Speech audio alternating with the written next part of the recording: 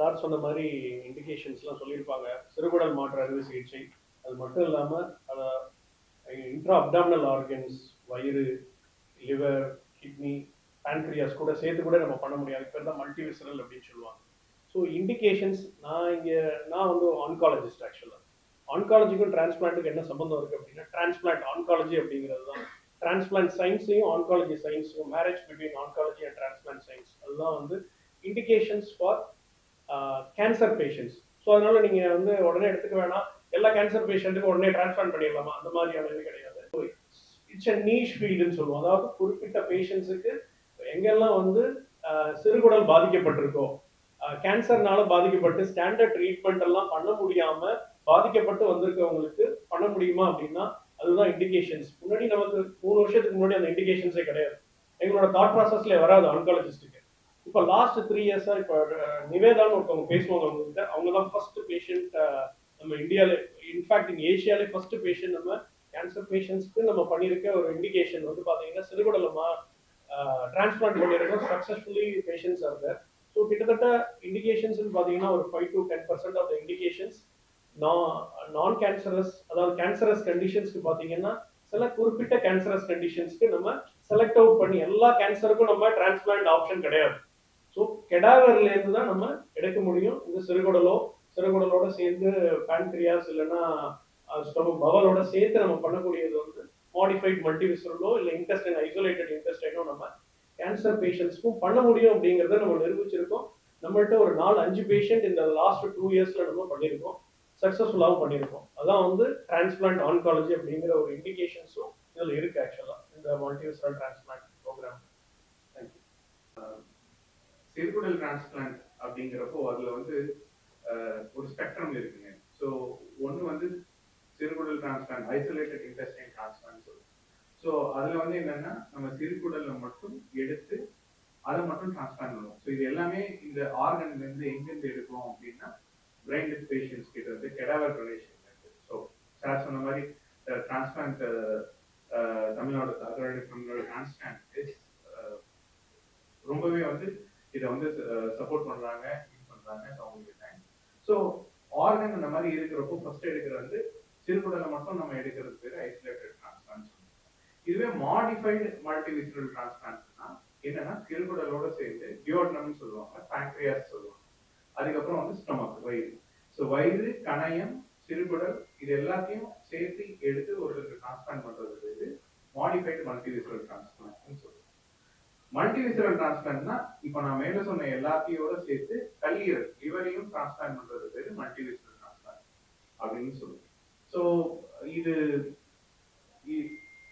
பிரைண்டட் patients கிட்ட வந்து இப்போ தமிழ்நாடுல இருந்து எங்க இருந்தாலும் கரெக்டான ஒரு ஐடியலான டோனர் இருந்தாங்க அப்படின்னா ஸோ அங்கிருந்து போய் ஆர்கன் ஹார்வெஸ்ட் பண்ணிட்டு கமர்ஷியல் சைட்லயோ இல்லை ஆம்புலன்ஸ்லயோ டிபெண்ட்ஸ் ஆன் த டிஸ்டன்ஸ் அதை வந்து நம்ம சென்டருக்கு பேஸ் சென்டருக்கு கொண்டு வந்து இங்கே அதை ரெடி பண்ணி ப்ரிப்பேர் பண்ணி அதுக்கப்புறம் ரெசிபியன்ட் ஆப்ரேஷன், இது எல்லாமே டைம், எத்தனை மணிக்கு நம்ம இது பண்றோம், அங்கிருந்து நம்ம அக்வயர் பண்றோம், எப்போ ஃபிளைட்ஸ் இருக்கு, இது எந்த லாஜிஸ்டிக்ஸ் எல்லாமே மேனேஜ் பண்றது இங்க இருக்கிற டீம் அண்ட் கோஆர்டினேட்டர்ஸ் இருக்காங்க. ஸோ இதெல்லாமே each and every minute is plant.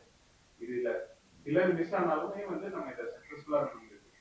எக்ஸாக்டா சொல்லி வச்ச மாதிரி எல்லாத்தையும் பிளான் பண்ணி இங்க கொண்டு வந்து இங்கே டிரான்ஸ்பிளான்ட் பண்றது தான் வந்து இதோட aim.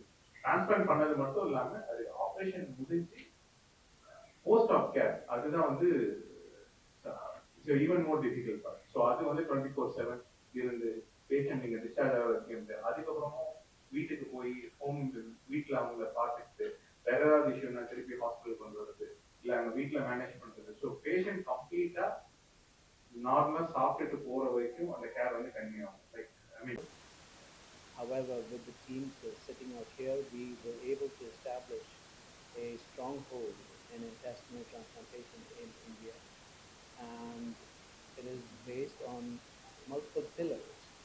And the main pillar that we think has contributed to its success is the ability to sustain these patients before the transplant. You know, when you have kidney failure, you have dialysis. You know, when you have intestinal failure, you don't have dialysis. You need to have nutrition. Nutrition has to come in by a very special mechanism called TPN.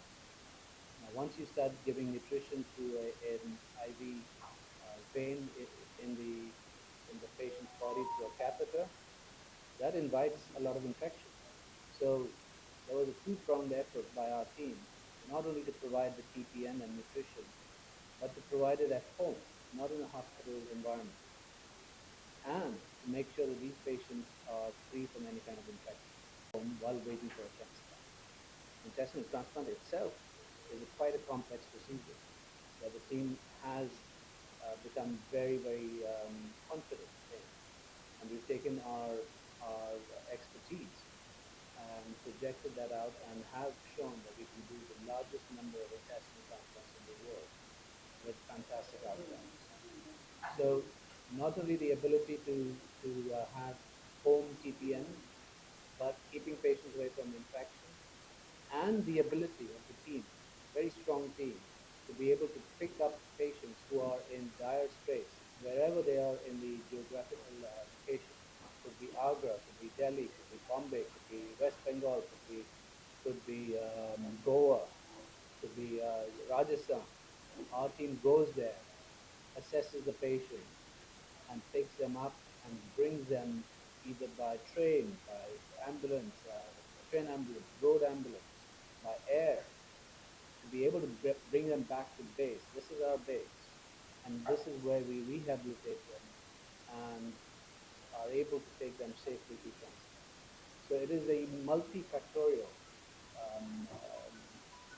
way of trying to get these patients to a secure place, give them the right support, make them stable, and then transplant. Now, once you transplant them, that's when their journey actually starts.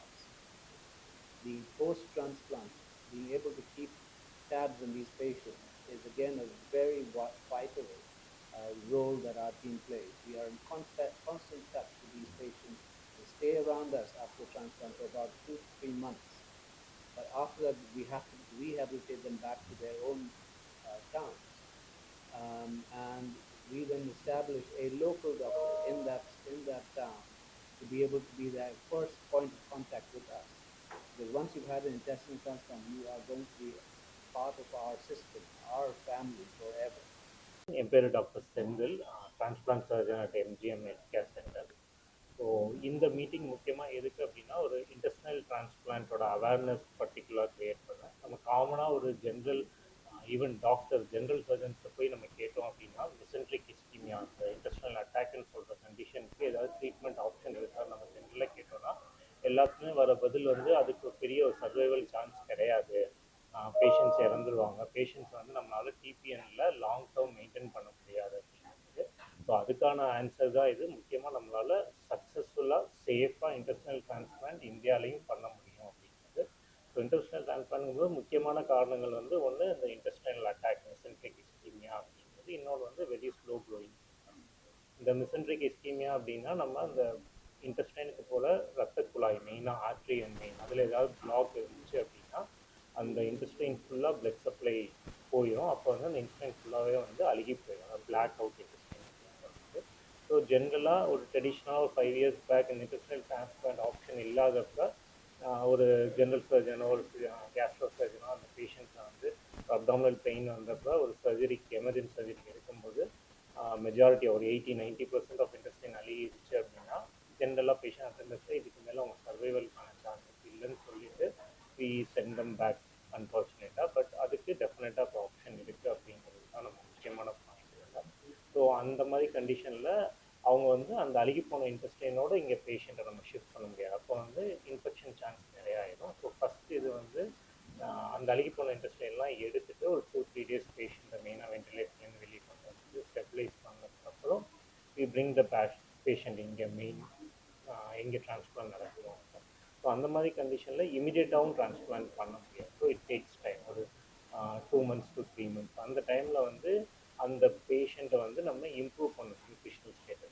Intestine இல்லைன்னா டெஃபினட்டாக patient வந்து சாப்பிட முடியாது. அப்போ வந்து nutrition வந்து special nutrition, TPN, total parenteral nutrition அப்படின்னா அதுலேயுமே வந்து ஒரு ட்ரெடிஷனாக 5 years முன்னாடி எல்லாத்தோட ஐடியா என்ன இருக்கும் அப்படின்னா, டோட்டல் பேரண்டல் நியூட்ரிஷன்னா அது ஹாஸ்பிட்டலில் மட்டும்தான் கொடுக்க முடியும், வீட்டில் நம்மளால் அதை சர்வீஸ் பண்ண முடியாது, 4 மணி நேரம் பேஷண்ட்டால் படுத்துட்டே இருக்க முடியாது.